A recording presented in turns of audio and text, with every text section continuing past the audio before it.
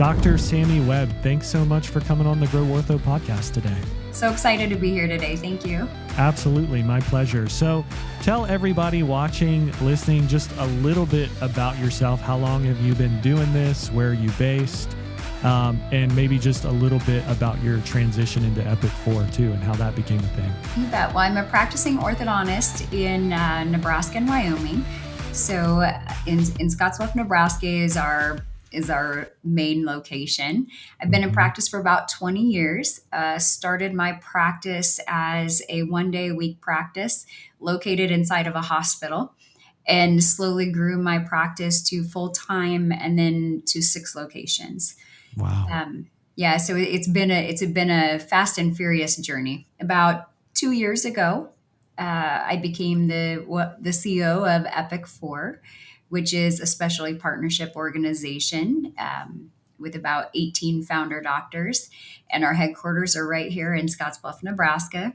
Their office is literally on the other side of the wall from me here, and it's just been a really great journey. And how was Epic 4? How did that kind of come to be? So Epic 4 is a group of about 18 founder doctors that came out of the Schulman study group, which it still is in existence, but it's a study group of, there may have been 150 orthodontists in this study group, Yeah. Some of the top practices in the country.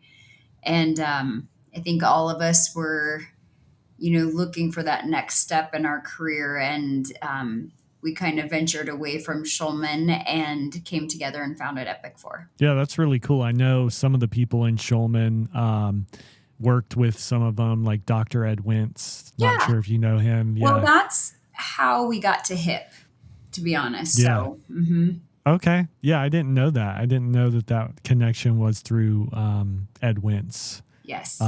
He's one of my favorite people to be around. Super He's amazing. positive. Yep. Yeah. I remember somebody told me this like a couple months ago about him, how they, because he's from Alaska, and they kept saying, oh, yeah, dark and depressing, and like, man, that must have been tough. All he talked about is how it's sunlight 24 hours a day in summer and amazing. Yeah. It was like he could only stay positive about it. Glass is always half full. Well, that's really cool. And as you guys started Epic 4, did you start with the core group that it is now, or was it a smaller group and then that group has now kind of grown? What has that looked like? It's the same core group of founders, but we have acquired 2 other Schulman practices or doctors that were in Schulman group. Okay. So, and about to do another here in the next couple weeks. That's exciting. And what year did you guys found Epic 4? So March 20th of 2023. So we just did a 2-year celebration toast the other day. Yeah. Nice. Congrats. Thank you. What are you guys seeing in the current marketplace of, maybe we can start broad, just orthodontics as a whole? It's been pretty crazy since COVID, and, COVID affected a lot of markets. But what are you guys kind of seeing just overall within orthodontics? And I know you have practices in Nebraska or like all over, so you guys get to kind of see what's happening from a national standpoint. But what does that look like? I think the country noticed an increase in production right after COVID, and then I think there's been kind of a steady, decline. Mm-hmm. I would say that within our group, that last year was down a little bit, but if you look at my practice within Nebraska, we were up. So I think it's going to vary across the country, and every practice is a little bit different. But I think that everyone is expecting 2025 to be a better year. Yeah, I certainly hope so. Every cycle, they say is like 36 months. So we're definitely in that time frame, and definitely hopeful that things are on the up and up. So fingers crossed, right? Yes. Obviously, the DSO and OSO market, I didn't really know about this largely until 2019 or so, but it definitely has heated up, in that time frame. There's good things and bad things depending on, who you're talking to or what your goals are or what your vision is. What does that look like? Maybe a lot of our listener base is private practice.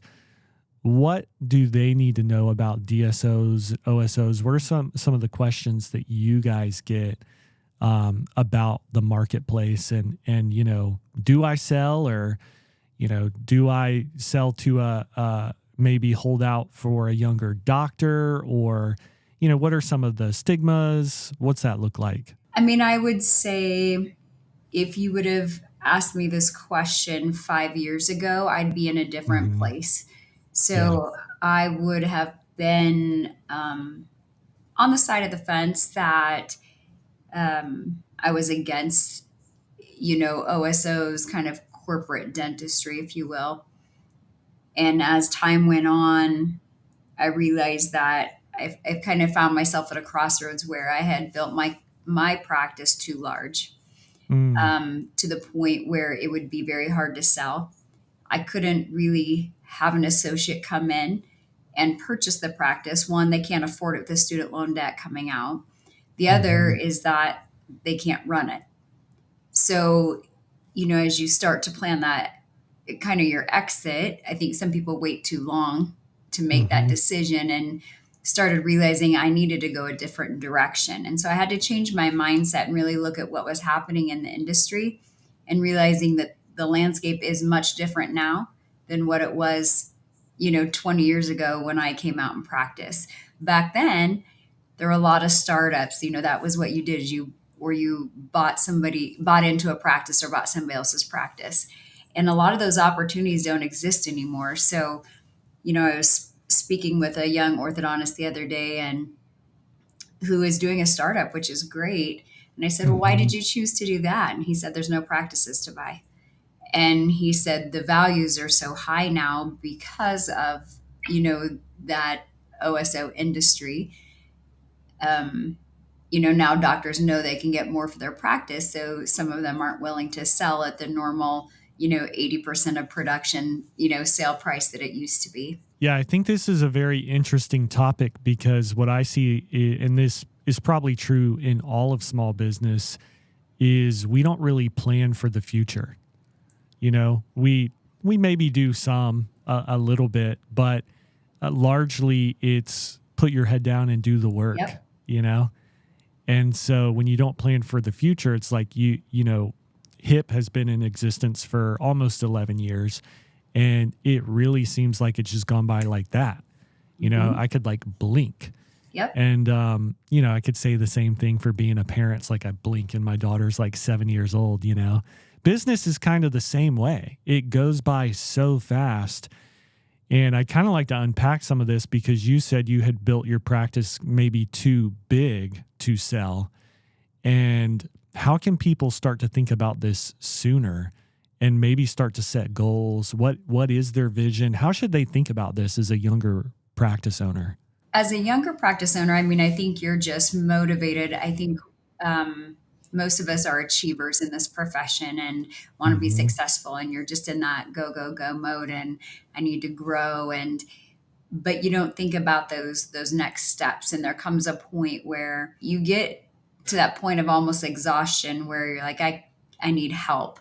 Well, Hmm. then you're late to the game trying to find an associate to come in and help you. And I Hmm. think things start spiraling out of control. So I think there's a point where you grow your practice, but then you have to think about getting another doctor in there to help you. So, and as I look at our profession, and I think dentistry as a whole, our dental schools are now over 50% women. And I think Mm. that's going to change our profession drastically, because if we have a majority of our profession as females, a lot of them are going to want to have kids. And I think that um, that practice life balance, being able to be a good parent, is going to play in. And I think a lot, I mean, you've probably seen the mindset change since COVID. Mhm. I think people are putting more value on their time and their families, and not so much on their practices. And so as you speak to new graduates coming out, they have a different mindset too. Um, they kind of want to go to work and go home. And I think Mhm. that's where those DSOs play in. because it provides these people that better practice life balance. And I think about how much work I put into, I mean, learning the business and all the mistakes I made. How do I do payroll? I mean, my family would want to leave the house when I had to reconcile my bank accounts because I hated doing it. So you think about all those things that, you do on the nights and the weekends and that you take away from your family. And I think there's kind of a switch now where people don't Hmm. want to do those things, and they may compromise a little bit of their pay, for that balance.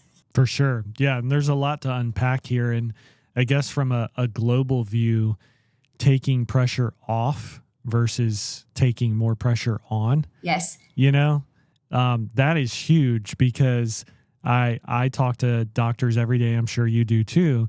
And, bringing in another associate, and it sounds good, right? It makes sense. It's logical. But is that associate going to be able to see the amount of patients you see? Maybe, maybe not. It takes time, it takes training, and I don't think that they ever will perform to the level that the owner doctor did. I mean, not in Hmm. every situation, but I remember when I was bringing my first associate, and Chris Benson helped me with my transition. Yeah. I remember Chris sitting me down and saying, "Sammy," he's like, "I want you to remember one thing." He's like, "No matter who you bring in here, they're never going to be able to do what you do." He said, "You do the work of two doctors, and they will never do that, nor can you expect that of them. And it doesn't mean that they're a bad doctor or a bad person. You just have to Hmm. realize you function at a higher level, and you can't be disappointed, you know?" Mm. And so he kind of had to level set with me on that. Yeah, the right expectation is huge. And I mean, this is also with team members. You see people talk about, you're talking about payroll and Mhm. things like that. And so I'm going to bring in a director of operations or maybe even like a COO or somebody. It could even be an office manager. And it's the same thing if you don't have the right training for that person, the right mentorship, leadership. It's like, it's just going to create more stress, Yes. you know? Then you're going to get frustrated with them. And then it's this cycle of, and that's that entrepreneurship, that business owner cycle that we all go through is how do you grow the right way and maybe see these growing pains ahead of time. But for a lot of people, you have to go through it. Like these are the natural stages of the life of the business is just these Mhm. growing pains. And you think about the sacrifices that you make in doing some of these things, and especially as a female, um, it's risky because, at the time, like when I had my son, um, I think I had about 16 team members, thousands of Mm, patients, and I took 2 weeks off for maternity leave. I had no coverage. I had nobody, to help me. And mm-hmm, so those are just sacrifices that you have to make. And I think about my family going skiing, and I wouldn't go. I'll sit in the clubhouse while you guys go skiing, because if I get hurt, I can't work, and I have too many people relying on me. So there's a huge risk in kind of bringing up a private practitioner or solo practitioner, without, some support. And I think that's also why you're going to see more doctors going to that partnership or having an associate in there, because otherwise it's hard to take time off. Or what if somebody has an illness? mm-hmm. It's all those things. Yeah, I never thought about it that way of like even traveling. I mean, yeah, if you even land wrong skiing and like, your wrist and your hands, like Mhm. all of that factors into every decision making moment is so important. Yeah, that's a really good point. And then, you know, we haven't even really talked about scaling by location. So obviously with pressure, we're talking about taking pressure off. A lot of you hear physician burnout all the time because a lot of people are stressed. A lot of people do have a lot of pressure. And another thing that I see, other than bringing in associates or other team members and that adding stress, is, well, I guess I'll go buy another location. Mhm. And we could probably talk about this for hours, but it's not really all it's cracked up to be all the time. And a lot of these practices I see buying locations, they're like 50% capacity in their main location. So, going out and just buying another practice now do you have to hire more staff, or does your staff have to travel? What are doctor days going to be like there? What are some of the things you see or have seen over your profession with multi-location? I think it depends on the practice you're purchasing or that Mm-hmm. location, but I can see why some people would prefer a de novo Mm-hmm. versus actually purchasing. Yeah. Sometimes it's nice to already have the patient base, the revenue, all those things, Mm-hmm. but I have found it sometimes harder to change the culture or change maybe those things that are set in place at the practice that's purchased. Mm-hmm. Like I know in my practice, we have spent so much time on efficiency and systems. So we're very much a systems um, practice. And I purchased a practice, and I found it extremely difficult to have them incorporate into our systems because they want to keep doing things the way they did.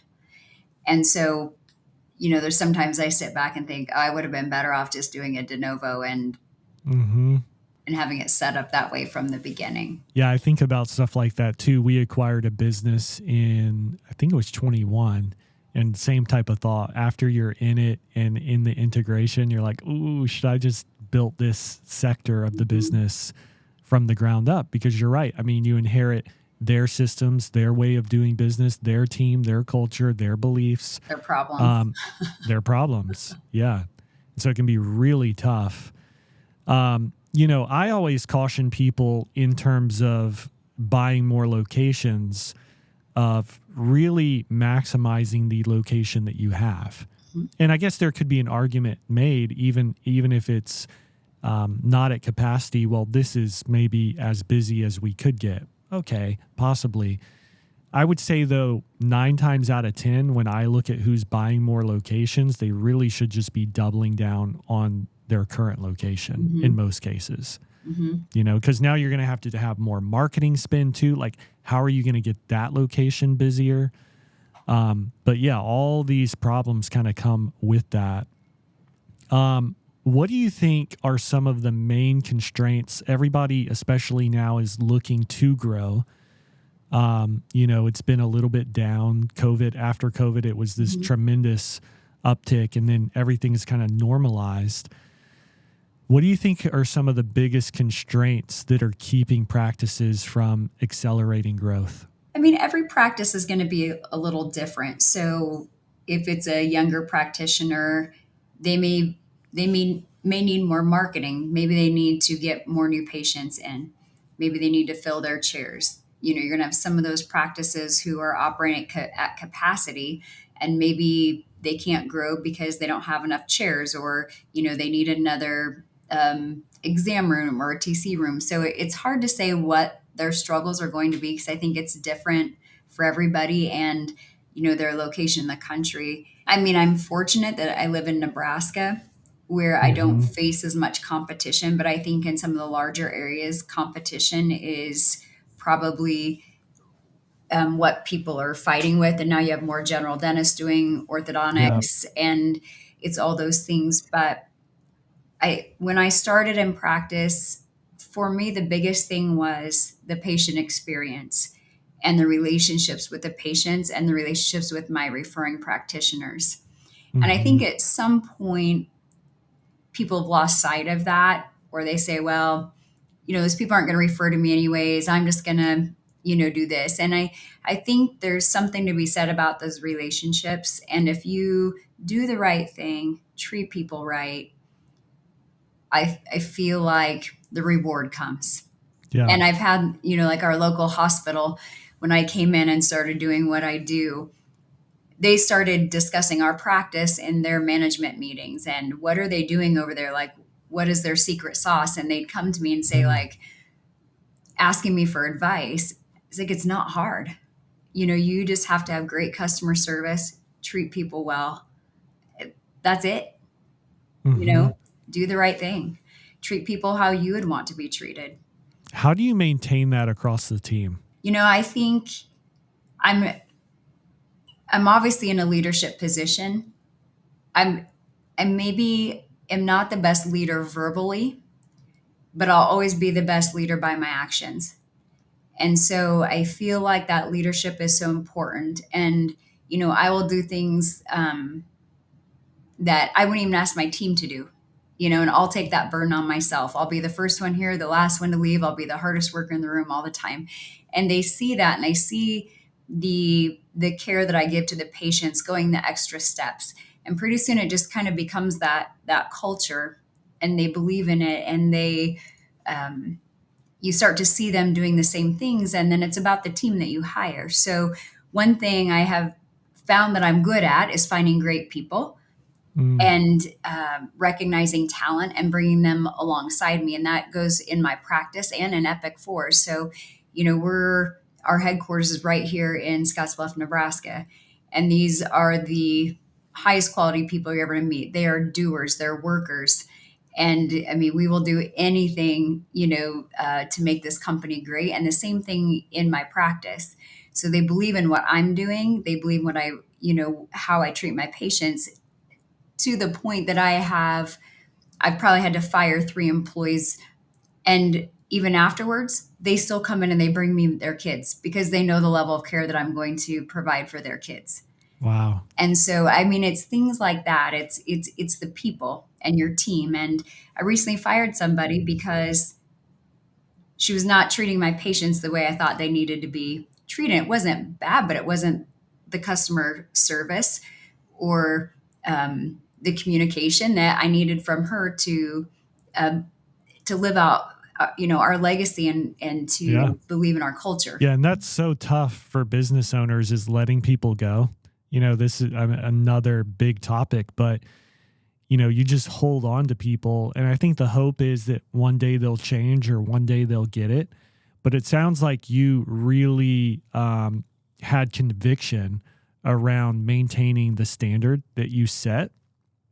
And that is so respectable as another business owner like myself, of like, okay, you actually practice what you preach and maintain the standard. And then the rest of the team knows I have to show up at this level and I have to have the same value system. Otherwise, I'm not a fit. And my first job was at Chick-fil-A, and, very big on customer service. They're not perfect, but, they do a lot of things better, especially if you look at, what they would be compared to in fast food. And they had this leadership model, and it was level 1, and you start as level 1, obviously, and then there's level 2 and level 3, and then you would get up into management. But if you didn't become a level 2 leader within 6 months, it just wasn't a fit, and you weren't employed by Chick-fil-A anymore, And so there was a standard, and there still is, and that's why they're so good. Higher profitability per location than McDonald's, fastest drive-through in America. And it's really about maintaining that standard. Yeah, I mean, it's setting those expectations, and they know that I won't compromise, in patient care.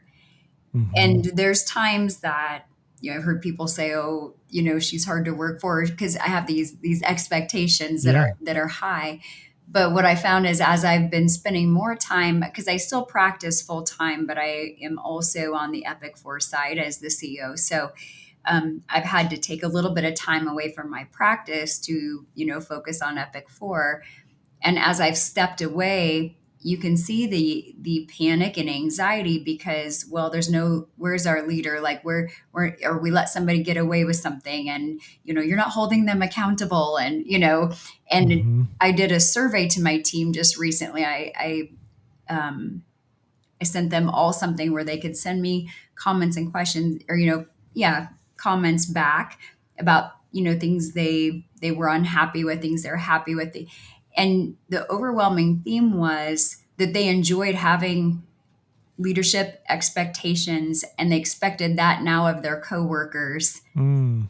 And it was just interesting. And they say Yeah. that about kids too. As much as they hate rules, they actually need them and they like them. Yeah. They thrive on it. Hmm. That's how Yep. they grow and mature as people. That's huge.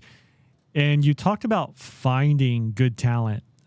This is another thing, people will just literally fill seats. Yep. And I was talking to somebody the other day, and they wanted someone on our team to interview a possible candidate, and it was like a no-go, Hmm. like hard stop, do not hire this person, not a fit. And they're like, but I need somebody. It's like, okay, but you don't need this person. Um, what is your process for bringing in talent and cultivating talent? I have not run an ad so I have 6 locations, and 5 of my locations I have never run an ad for, and I won't. So we go strictly on finding people that either we know, maybe a friend of one of our team, that they can say like this person would Mm-hmm. be great. Um, but I don't like to run ads or anything because I I need good people. And Yeah. my team expect that too. So you'll hear my team say, get rid of this person. We'd rather work harder and not have them here Wow. than have them here. That's awesome to hear from your team because Yes. they're the ones maintaining the standard too. Yes. Yeah. Yeah, that's huge if you can have a internal referral network for finding talent. And I've heard this from various people of just how much better it is out of the gate. And some people may need to run ads based on what area they're in, or they Mhm. may not have that option. But just finding the right person is so key, and not compromising. Don't ever compromise. We've worked really hard on our reputation over my career. And so we have a lot of people who, drop off resumes and just really want to work here. Hmm. So maybe we're lucky. So let's just talk a little bit more about Epic 4, just real quick. Yeah. Some people may still be asking, okay, Epic 4, but how is that different maybe than another OSO or DSO? So, what are some of the unique things about Epic 4 and what you guys have created together? One of the biggest standouts is it's the people in the organization. It's the quality of doctors that came together to create Epic 4. And we are, doctor founded, we're doctor Mm, owned, and we're doctor led. So that was very important to us to have our doctors in charge of this company, not really, people in suits that don't know anything mm-hmm, about our profession running our company. So we have a great advisor group that has helped us create Epic 4. So we've really leaned on our advisors, and that's Aligned Dental Partners, and they've been great and really helped us, set up something special. The other thing that is different about Epic 4, along with our doctors, is that clinical excellence is of the utmost importance to us, and mm, our legacy. So many of us have spent our entire careers building our reputation, and we really want to see that legacy go on. And so as I look at some of the other companies, you'll see that quality when they sell, mm-hmm, and all of a sudden the quality of care drops. And then you start to see the associate doctors coming in, and that revolving door of doctors, of which just decreases that quality of care. And that's what we are unwilling to sacrifice within our company. So we want to have quality doctors, and we do not want a door of revolving doctors um, in our organization. So one thing we've done differently, we really tried to solve that associate doctor piece. And so the reason why we're called an SPO, or a specialty partnership organization, is because we truly want to partner with practices. But that partner word is very important, because what we have done is set aside a percentage of our company that is reserved for our associate doctors that come into Epic 4. And they are basically gifted ownership into Epic 4. They do not pay a dime. They get to earn their equity, and they become an owner in an organization without taking on any more debt. And I mean, we feel like these doctors come out with so much debt already, they can't afford, maybe they can't afford to buy a practice, maybe they can't afford to buy into, an mm-hmm. OSO or DSO. And so we want to find those great doctors, and we want to retain them. And so that's one of the things we've been trying to solve within Epic for. And that was one of our main initiatives. And we feel a responsibility to our profession and to the Hmm. future orthodontists, many generations to come. That's incredible to hear. And it's incredible too, and very reassuring to know that quality of care and treatment is number one. Yes. And I'm not, I don't want to bash anybody, but, as we all know, when corporate comes in, private equity, the spreadsheets, people, Yep. finance, things change because they're just simply looking at line items and numbers, Right. and I have seen, a lot of people sell, transition, and you see what you just talked about where quality drops. And then in a lot of cases too, just due to the changes that are happening, the quality and the morale, the culture drops too. Yep. These things kind of dip at the same trajectory. And so turnover becomes a huge problem. Not just you talked about, with associate doctors, but then that becomes kind of the culture with the whole team. Mhm. High turnover, and then compromising on care. And then, that really, if you have somebody who's been doing this in the community for 15, 20, 30 years, and they decide to go down that road, and then these things start to happen, what does that do to their legacy? How is their name remembered? Because a lot of these deals, they're still keeping the doctor's name on Mhm. the building, Yep. and it's honestly like, from my position, has been really sad to see in some Yes. cases, and in some cases it may be fine and may be great, but others it's like, man, you really feel for that person in that position because everything that they've built and now you then start to see it in the moms groups on Mhm. Facebook. My wife was showing me one the other day and I'm like, oh wow. And then you start to see it with reviews Yep. or word of mouth, or then the referrals Yep. don't want to refer to you anymore. So it's like this chain reaction. And a lot of times we don't see the interconnectedness of how all of this takes place. And it's almost like, kind of like a bomb goes off and you're kind of like, man, what happened? But it's all these little things. Mhm. And it just started unraveling. Yep. And that's why, for me, I have a new associate that just came on in November. I mean, my goal is I want this to be his forever home. I want him Mm, to, start his career here and end his career here. I want him to ingrain himself in our community just like I did. I mean, this is all about those relationships I spoke about earlier. I mean, I have invested in this community. I mean, I take pride in what we built. When I see my patients at the grocery store and they come talk to me, and I mean that's just something that we're unwilling to compromise on, hmm. and we need to see that quality maintained and those legacies live on. That's awesome. So, if somebody watching or listening wants to learn more about Epic 4 or yourself, what's the best way for them to do that? I mean, they're welcome to reach out to me personally, even if there's somebody out there in private practice that wants to learn what not to do or things that I've done in Yeah. my practice to grow. My email address is just Sami, Sami at webortho.com. And then our website for Epic 4 is just go Epic 4. It's the numeral 4.com. Awesome. Well, thanks so much for coming on the Grow Ortho podcast. This has been amazing. And it's been fun just to connect with you and chat.